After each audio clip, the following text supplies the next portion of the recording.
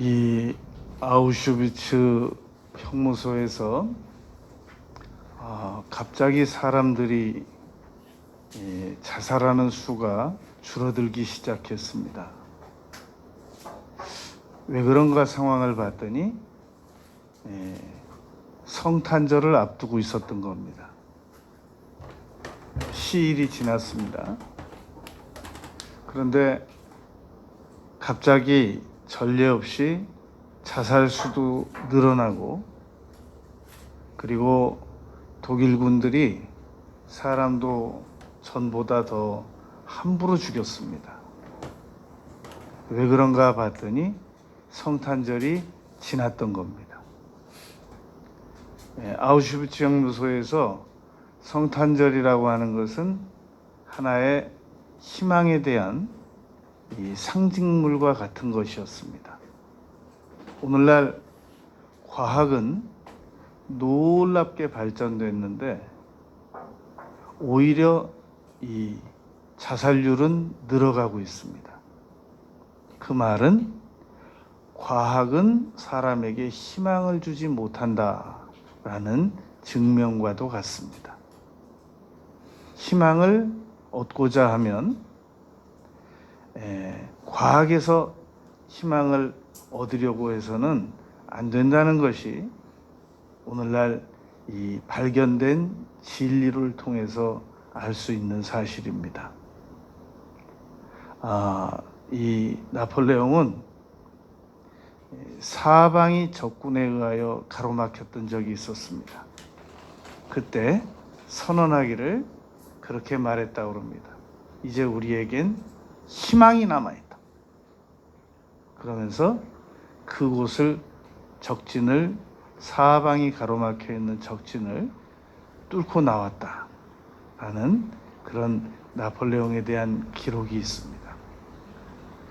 오늘 우리는 희망에 대하여 5가지를 생각할 겁니다. 첫째는 모든 희망은 하나님께로부터 온다라는 겁니다. 우리가 한번 생각을 해보시겠습니까? 태초에 아무것도 없었습니다. 지금은 코로나라도 있고 지구에 사람들이라도 있지만 태초에는 아무것도 없었습니다. 무였습니다.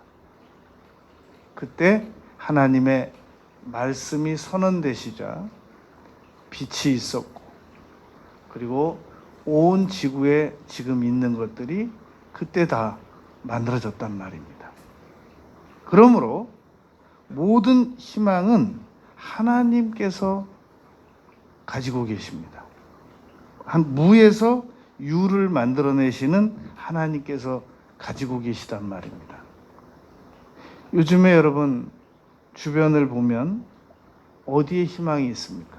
혹시 지난 주간에 희망 발견한 적 있습니까? 지난 3월 달에 코로나가 발발했는데 지난 3월 이후에 혹시 어디서 희망 발견한 적 있습니까? 우리는 이러한 상황에서 희망을 어디서 발견해야 하겠느냐라는 겁니다. 히브리서 1장 2절에 보면 그로 말미암아 모든 세계를 지으셨느니라. 예수님으로 말미암아 모든 세계를 지으셨다는 겁니다.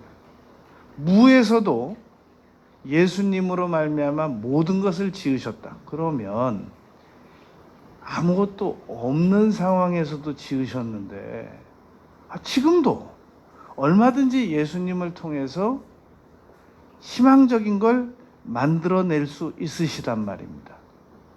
히브리서 11장 3절에 보면 믿음으로 모든 세계가 하나님의 말씀으로 지어진 줄을 우리가 아나니, 믿음으로 이 세상이 다 만들어졌다는 것을 우리가 그 현장에 있지는 못했지만 알고 있단 말입니다. 우리가 우리의 어머니에게 태어나는 걸 우리 아기들은 목격을 못하죠.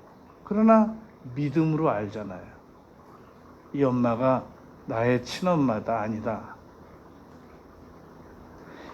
야고보서 1장 17절에 보면 온갖 좋은 은사와 온전한 선물이 다 위로부터 아버지로부터 내려오나니 그랬습니다. 그러니까 지금도 이와 같은 상황에서도 우리는 희망이 어디서 올까? 모든 도우시는 손길이 도움 어디서 오나? 하늘에서 온단 말입니다. 하나님께로부터 희망이 옵니다. 그런데 하나님을 바라보지 않고 이 세상을 바라보기 때문에 우리가 희망을 발견할 수 없었던 겁니다. 이사야서 40장에서 오직 여호와를 앙망하는 자는 새 힘을 얻겠다고 말씀하셨지 않습니까? 희망이 내려오기 때문에 우리가 새 힘을 얻을 수 있게 되는 것이란 말입니다.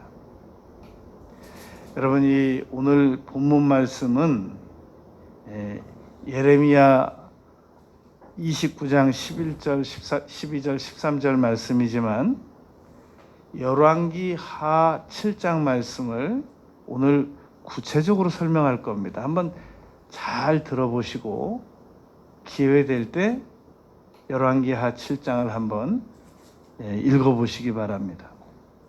이 열왕기 하 7장 1절 말씀은 어떻게 시작이 되느냐면 그 전장에서 이스라엘을 아람 군대가 쳐들어와서 완전히 이 성을 포위를 합니다. 옛날에는 전쟁을 지금처럼 컴퓨터로 하는 게 아니기 때문에 적국에서 쳐들어오면 완전히 성을 둘러서 못 빠져나가게 막고 퇴주로를 없이 막고 식량이 다 떨어질 때까지 기다립니다. 항복하고 나올 때까지. 아람 군대가 그 방법을 쓴 겁니다. 그러니까 이제 성 안에서 점점 식량이 떨어져 나가니까 말 머리 하나가 엄청난 금액으로 거래되고, 심지어는 오늘은 내 자식을 삶아 먹고 내일은 너의 자식을 삶아 먹자, 이런 거래까지 이루어졌습니다. 왕이 그 얘기를 듣고 옷을 찢으면서 신하들을 불렀습니다. 가서 엘리사 선지자를 죽여라. 그의 하나님께서, 엘리사의 하나님께서 우리를 이렇게 고통 속으로 몰아넣었으니까 우리는 엘리사를 죽이는 게 우리가 할 수 있는 일이다. 그래서 왕의 신하들이 엘리사를 죽이러 갔을 때 엘리사가 그 신하들에게 했던 첫 얘기가 오늘 열왕기하 7장 1절입니다. 열왕기하 7장 1절에서 이 엘리사가 자기를 체포하러 온 왕의 신하들에게 그렇게 말했습니다.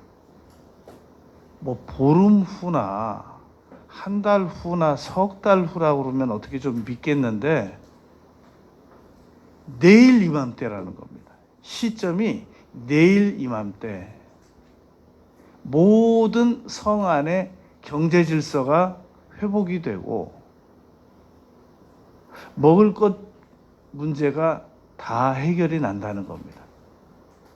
그랬더니 엘리사를 체포해서 죽이러 갔던 그 인솔했던 장관이 그 자리에서 엘리사가 말하는 즉시 이렇게 맞받아쳤습니다. 여호와께서 창을 내셔도 그런 일은 없다.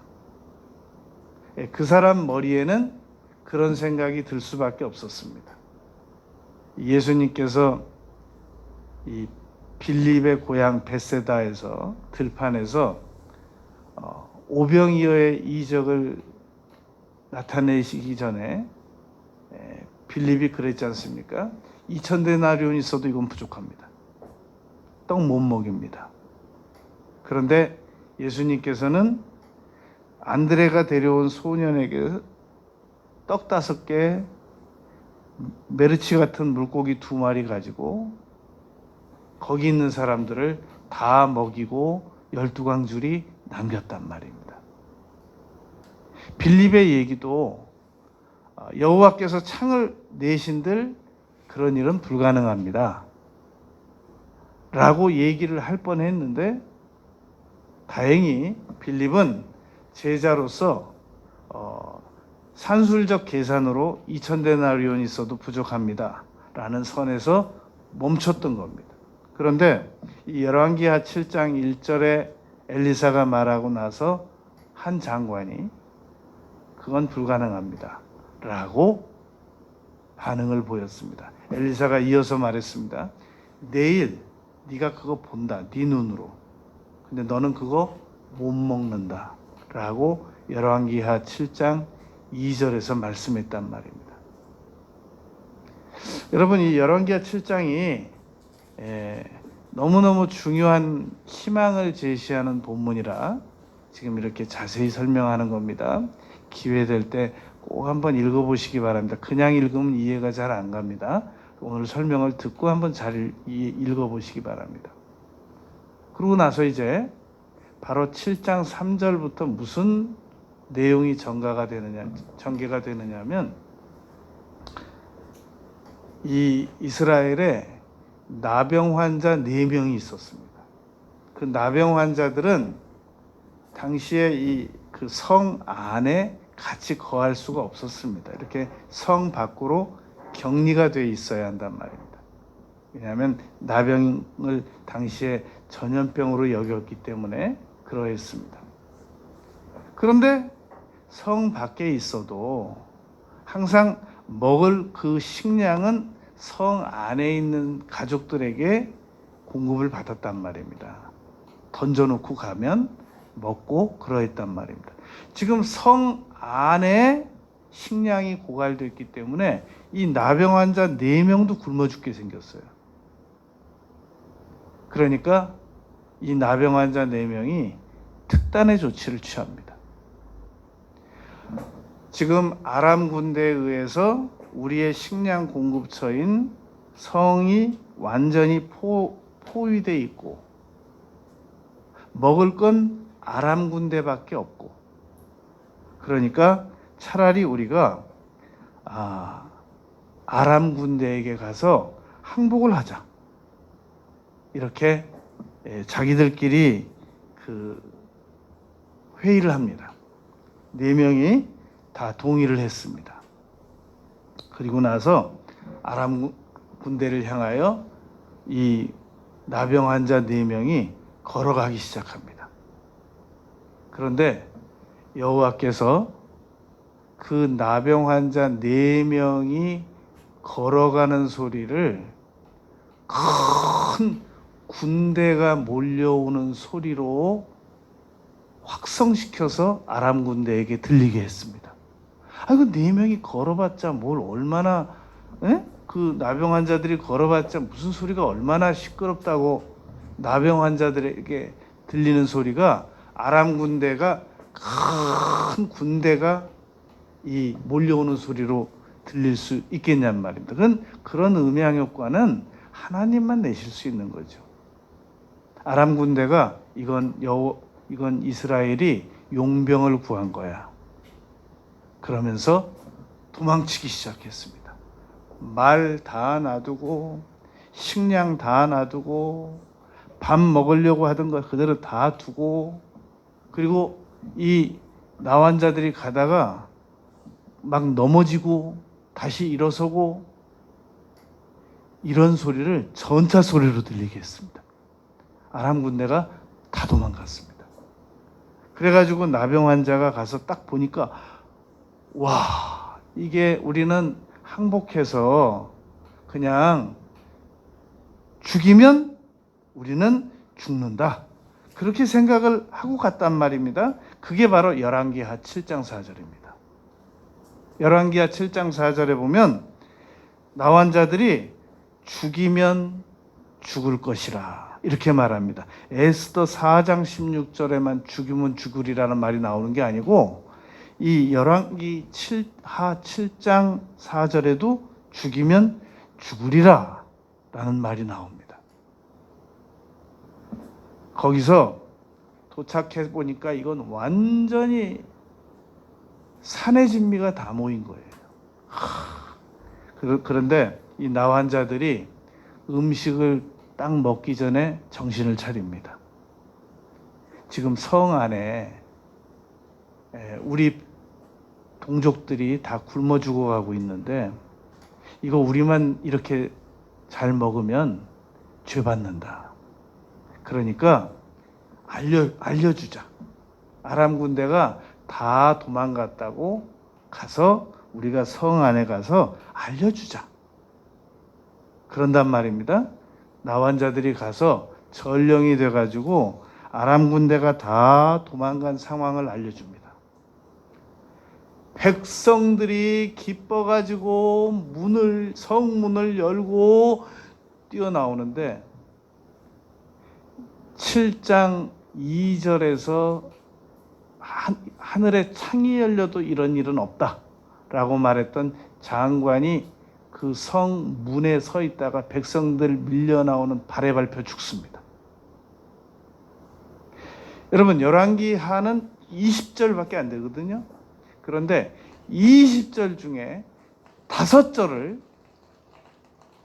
장관이 입으로 불신을 선언하는 말이 나오고 밟혀 죽는 내용이 18, 19, 20, 17, 18, 19, 20 4절을 할애해서 소개합니다. 그만큼 희망을 가지지 않고 불신 가운데 살아가는 것이 죄이다 라는 것을 이 열왕기하 7장에서는 아주 소상하게 기록하고 있습니다. 여러분 구약 성경 있어야 되겠어요? 없어야 되겠어요? 어떤 사람들은 구약 폐기론자들도 있는데 구약 성경은 너무너무 소중한 겁니다. 그런 기록들이 오늘 우리에게 다 교육으로 사용되어지기 때문입니다. 오늘 우리가 꼭 기억해야 되는 것, 첫째, 모든 희망은 하나님께로부터 온다. 칠흑같이 어두워도 엘리사는 그 어두운 상황에서 하나님께로부터 희망의 메시지를 받아서 백성들에게 전했던 겁니다. 그리고 그 말은 사실로 이루어졌습니다.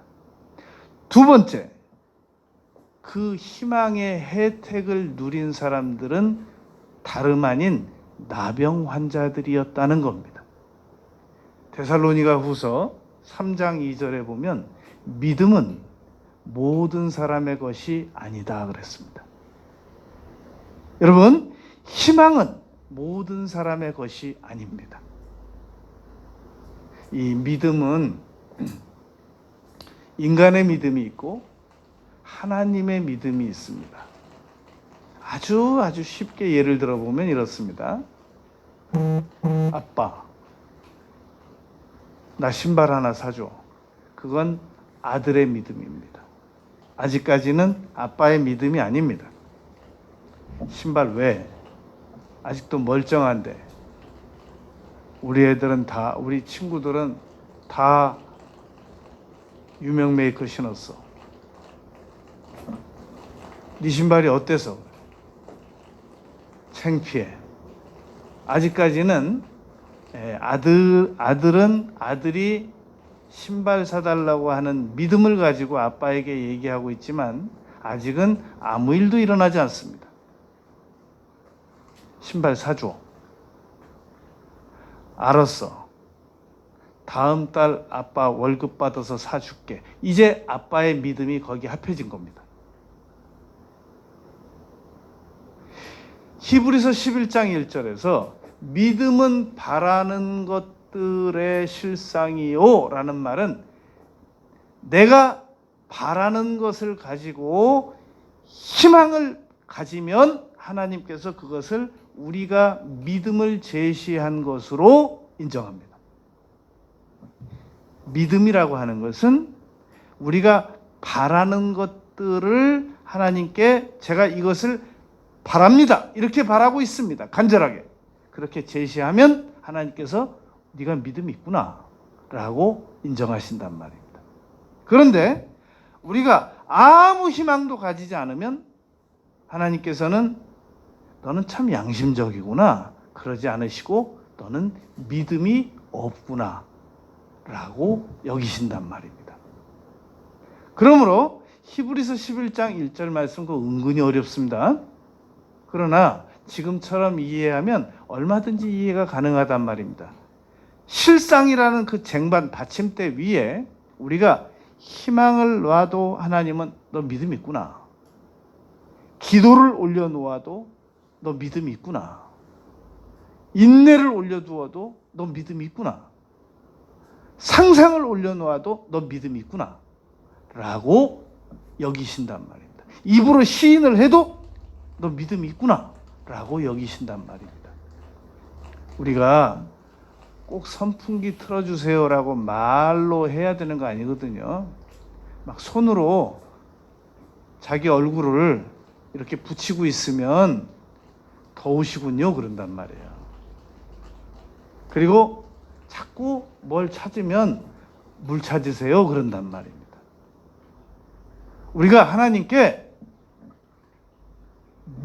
우리는 믿음이라고 드리지는 않았지만 기도를 간절히 하거나 간절한 소원을 마음에 품거나 간절한 꿈을 가지거나 막 입으로 시인하거나 막 뭘 눈으로 찾거나 하나님을 향하여 보면서 그러면 하나님께서 그것을 믿음으로 여기신단 말입니다. 특별히 희망을 붙들면 너 믿음이 있구나. 아무 근거도 없이 붙들면 안 돼요. 위를 보면서 하나님을 보면서 희망을 붙들면 너 믿음이 있구나 라고 여기신단 말입니다. 근데 워낙 양심이 좋아가지고 아무 희망도 붙들질 않아요. 그러면 넌 진짜 양심 있다. 어? 그러면 그렇지, 네가 어떻게 너 주제에 무슨 희망을 붙드니? 라고 하지 않으시고 너 믿음 없구나 라고 내어버려 두신단 말입니다. 로마서 1장 21절, 23, 24절, 28절 내어버려 두신단 말입니다. 이 장관은 희망 없는 발언을 했던 장관은 밟혀 죽었어요. 백성들에게.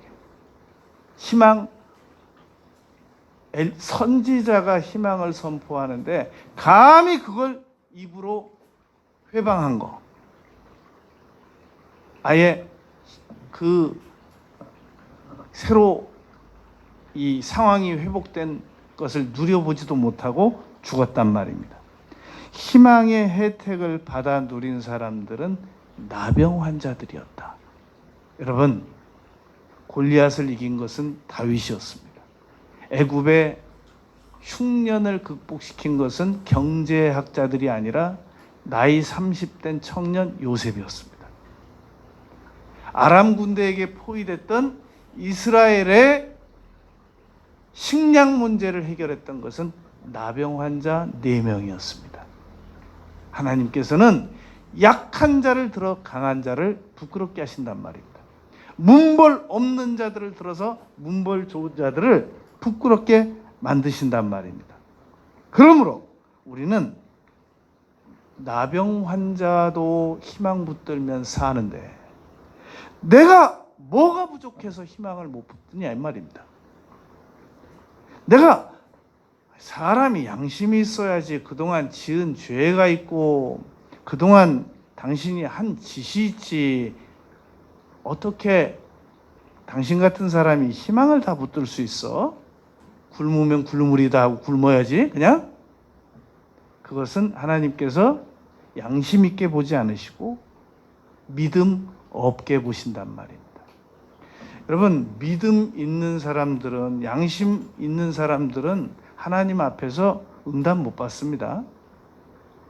요나가 용감하게 바다로 던져진 사람이에요. 하나님 말 안 듣고. 그리고 바닷속에 들어가서 이제 양심 없이 회개하기 시작했어요. 그랬더니 물고기가 요나를 토해냈단 말입니다. 하나님 앞에서는 사람 앞에서는 양심이 있어야 됩니다. 그러나 하나님 앞에서는 양심 내세워서는 안 됩니다. 하나님 앞에서는 오직 불쌍히 여겨주시옵소서. 그러면서 죽는 순간까지도 희망을 붙들고 놓지 말아야 됩니다. 강력하게 절대로 놓을 수 없습니다. 야곱처럼 절대로 나는 이 희망을 놓을 수 없습니다. 나는 죽는 순간까지도 희망을 붙들 겁니다. 그래서 나병 환자들이 희망 붙들고 죽이면 죽임을 당할 것이다라는 각오로 나아갔던 나병 환자들이 살아난 것처럼 나도 반드시 이 희망을 붙들고 다시 일어설 겁니다. 라고 믿어야 합니다. 세 번째, 그러므로 희망을 우리가 가지기 위해서는 내가 희망을 가지고 있다는 걸 나타내기 위해서 입으로 시인을 해야 됩니다. 마음으로 믿기만 해서는 안 됩니다. 입으로 희망을 시인해야 됩니다. 마가복음 7장 29절에 보면 귀신 들린 딸을 집에 두고 온 엄마가 정말 마음이 다급했습니다. 이 딸이 꼭 마치 여인이 젖을 주어야 되는데 지금 너무 멀리 떨어져 있어서 이 젖먹이 아기가 집에서 울고 있는 걸 알면서도 못 가는 것 이상으로 이 여인은 마음이 급했습니다. 이 또 귀신 들린 딸이 두고 온 틈에 따라서 집을 나가서 온 동네를 돌아다니고 있을지, 집안에서 또 무슨 일을 할지 자기가 빨리 가봐야 되는데 너무너무 마음이 급해요. 그런데 그렇다고 해서 예수님을 다시 만날 기회가 있다는 것도 믿어지지가 않아요. 지금 이 기회를 놓치면 안 돼요. 그런데 예수님께서는 매우 여유 있으시게 나는 이스라엘의 선택한 자들 외에는 돌볼 의무가 없으며 내가 이방 개들은 돌볼 의무가 없고 이렇게 여유 있게 말씀하신단 말이에요. 지금 나사로가 죽어가고 있는데 이틀 더 유하신 후에 찾아오신단 말이에요. 여유 있으시게. 그런데 여인이 그 자리에서 그렇게 말하거든요. 주여 올소이도마는 개들도 주인의 상에서 떨어지는 부스러기는 먹습니다. 마가복음 7장 29절 네가 이 말을 하였으니 가라! 내 딸에게서 귀신이 나갔느니라. 여인이 그 말 안 했으면 여인은 응답 못 받았습니다. 여러분, 우리는 결정적인 희망의 선언을 해야 됩니다. 특별히 칠흑같이 어두울 때, 아무것도 보이지 않을 때. 여러분, 내 자식이 공부 잘할 때 무슨 희망이 안 보이겠어요? 공부 지금 잘하고 있는데 내 자식이 칠흑같이 공부를 못할 때 희망을 선언해야 됩니다. 너는 반드시 잘 된다. 너는 반드시 공부를 잘할 수 있다. 여러분, 내 남편이 사업 잘 되고 있을 때 무슨 희망을 선언 못해요? 누구나 다 하죠. 잘 될 거라고? 그렇게 어려우세요? 우리 남편 요즘에 왜 이렇게 사업이 잘 되는지 몰라요. 누가 그런 말 못해요? 잘 될 때. 칠흑같이 어두울 때 내 남편은 반드시 잘 될 수 있다고 선언하시기 바랍니다. 여러분, 내 자식이 총명하고 잘 될 때 누가 선언 못해요? 얘는 앞으로 하버드를 보내가지고 세계적인 인물을 만들고 주변에서 벌써 유학비용 다 준비해놨고 누가 못해요 그런 거. 칠흑같이 어두울 때, 아무것도 희망이 안 보일 때 희망을 선언하시기 바랍니다. 내 아들은 반드시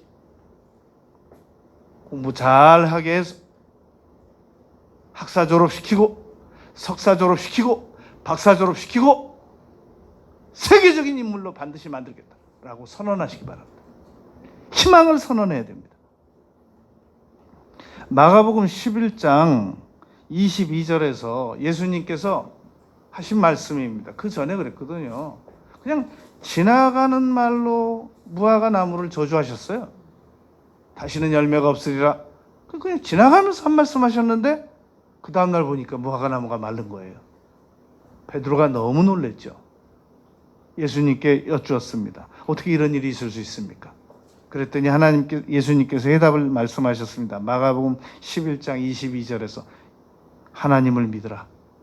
전능하심을 믿으라. 엘샤다이, 전능하신 하나님을 믿으라. 그러면서 23절에서 가르쳐 주셨습니다. 내가 진실로 너희에게 이르는데 누구든지 남녀노소 빈부귀천 누구든지 이 산더러 들려 바다에 던져지라 라고 말하고 믿으면 그대로 이루어진다. 여러분, 언어적 선언, 입으로 신, 믿음 선언, 긍정 신, 그것은 하나님께서 너 믿음 있구나 라고 보신단 말입니다. 우리가 왜 사람들하고 가끔 얘기하다 보면 깜짝 놀랄 때가 있어요. 너 의욕 있구나. 당신 의욕 있네 보니까. 당신 그 아직 포기 안 했네 말 들어보니까. 그럼요. 내가 왜 포기를 해요? 난 아직 포기 안 했어요. 나는 포기 안 줄 알았지. 근데 당신 포기 안 한 줄 알았으면 나 도울 거야. 해봐. 난 당신이 완전히 그거 단념한 줄 알았어. 그래서 내가 안 도왔지. 할 거야? 해봐. 도울게. 그런단 말입니다. 입으로 시인하란 말입니다. 여러분, 지팡이를 들어야 바닷길이 열리죠. 모세가 지팡이 들기 전에는 홍해바다 안 열렸습니다. 여리고 성을 이스라엘 백성들이 돌기 전에는 안 무너졌어요. 안 돌았어 보세요. 여리고 성 무너지나. 여러분, 혈루병 걸린 여인이 예수님의 옷 손을 잡는 순간 나았어요. 안 잡아보세요. 어떻게 됐겠나. 아직까지 못 났죠. 믿음의 행동을 해야 됩니다. 어떤 사람이 아주 무거운 리어커의 짐을 많이 들고 언덕을 올라가는데 누가 좀 와서 도와줄까 하고 언덕 밑에서 앉아 있으니까 아무도 안 도와주더래요.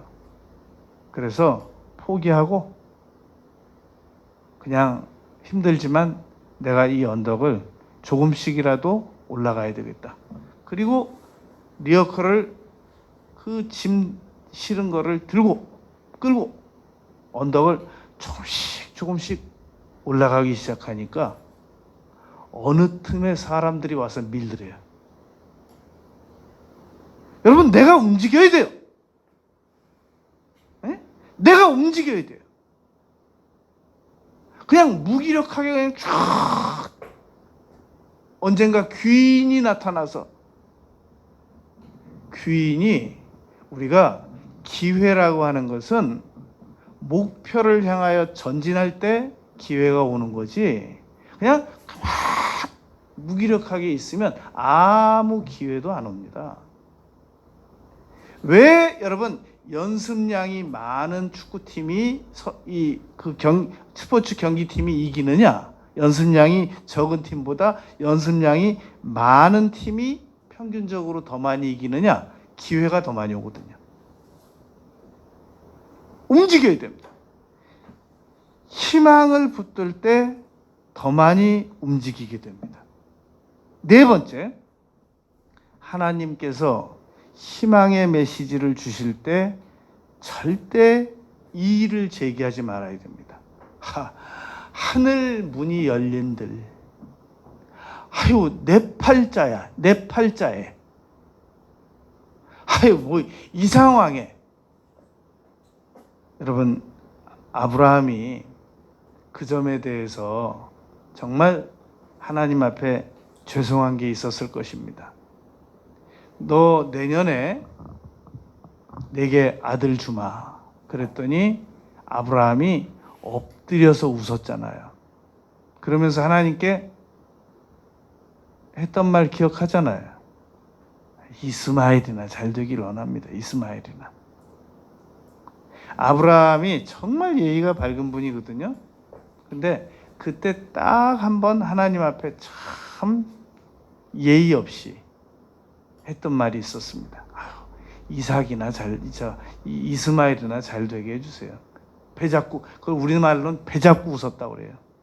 내년에 너에게 자식을 주마 라고 말씀하셨을 때 아브라함이 그런 이 태도를 취했단 말입니다. 여러분, 우리 그 얘기 알죠? 어떤 성악 전공한 학생이 서울대 성악과 들어가게 해달라고 기도 많이 했습니다. 그런데 아무리 기도해도 믿음이 안 생겨요. 아무리 기도해도 계속 불안하고 계속 초조하고. 그러니까 기도는 서울대 성악과 들어갈 수 있게 해달라고 하고, 접수는 제가 그 학교 이름 아는데 다른 학교에다가 넣었습니다. 성악과에. 다른 학교에 넣었는데 합격했어요. 근데 소식을 들었어요. 야, 친구로부터. 야, 너 합격한 거 축하해. 그런데 너 서울대 왜 안 넣니? 서울대 성악과 한 명 미달이라고 그러더라. 그러니까 기도는 실컷 해두고 불안해서 안 넣었어요. 미달이었대. 넣으면 이건 반드시 되는 거였어요. 하나님께서 자기의 기쁘신 뜻을 위해서 너희로 마음에 소원을 두고 행하게 하시느니라. 빌립보서 2장 13절. 하나님께서 우리 마음에 어떤 소원을 주셔서, 감동을 주셔서 행동을 열심히 하다가 중간쯤에 이제 믿음이 싹 사라져요. 자신이 없어져요. 의욕이 소멸됩니다. 그러면 이제 포기하는 거예요. 그러면 하나님께서 나에게 그 소원을 주셨건 말았건 그냥 환경 바라보고, 성경에 좋은 예가 뭐가 있을까요? 베드로죠. 풍랑을 가르고 오신 예수님께서 만약 주시거든 나를 오라 명하소서. 긴 말도 안 하셨어요. 오라! 딱 두 글자. 세상에 역사적으로 전무후무하게 바다 위를 걸었던 유일한 제자였습니다. 전무후무. 모세가 홍해바다는 갈랐지만 바다 위를 걸은 적은 없거든요. 여호수아가 요단강 갈랐지만 바다 위를 걸은 적은, 물론 강물도 걸은 적이 없었거든요. 역사상 전무후무하게 베드로는 바다 위를 걸었다고요. 그런데 갑자기 바람과 풍랑을 보고 빠졌잖아요. 믿음이 적은 자야, 왜 의심하였느냐라고 말씀하셨지 않습니까? 그러므로 우리는 한번 하나님께서 마음에 레마로 주신 소원이나 감동을 내가 살아가다가 환경적으로 의심이 왔다고 해서 헌신짝 버리듯 쉽게 포기해서는 안 되는 겁니다. 붙잡아야 됩니다. 하나님, 제가 믿음이 부족합니다. 도와주세요. 저는 이것을 포기하면 안 됩니다. 그런데 자꾸 포기하고 싶습니다. 제가 믿음이 한계가 있습니다. 하나님, 제가 지금 희망을 포기하고 싶습니다. 제게 지금 눈에 보여지는 것들 중에 희망스러운 것들은 하나도 없습니다. 전 지금 절망 직전입니다. 도와주세요. 희망을 포기하지 않게 해주세요. 마가복음 9장에서 아이가 물 속에도 뛰어들어가고 불 속에도 뛰어들어가는 아이를 아버지가 데리고 왔잖아요. 그러면서